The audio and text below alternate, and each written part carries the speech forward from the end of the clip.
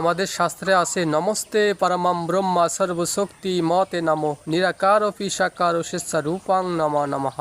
ঈশ্বর হচ্ছেন সর্বশক্তিমান, তিনি নিরাকার, আবার বলতেছে তিনি সাকার, স্বেচ্ছারূপাং নমঃ নমঃ। ঈশ্বর সমস্ত শক্তির অধিকারী, তিনি নিজেই নিজেই রূপ ধারণ করতে পারেন। সৃষ্টির রক্ষার্থে তিনি কিন্তু বারবার পৃথিবীতে নেমে এসেছিলেন। আমরা অবতারবাদ, সেখানে দেখেন যে ভগবান বিষ্ণুর আমরা 10 অবতারের কথা উল্লেখ পাই।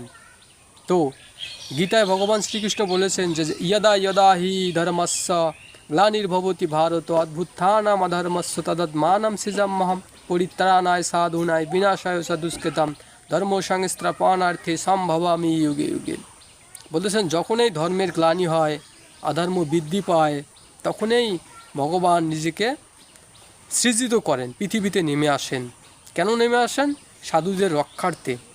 তিনি সাধুদের রক্ষা করার জন্য যুগে যুগে কিন্তু পৃথিবীতে অবতীর্ণ হয়েছেন এবং তিনি কিন্তু অবতার রূপে পৃথিবীতে নেমে এসেছেন। ভগবান সর্বশক্তিমান, তিনি সমস্ত শক্তির অধিকারী, তিনি নিজে নিজেই রূপ ধারণ করতে পারেন।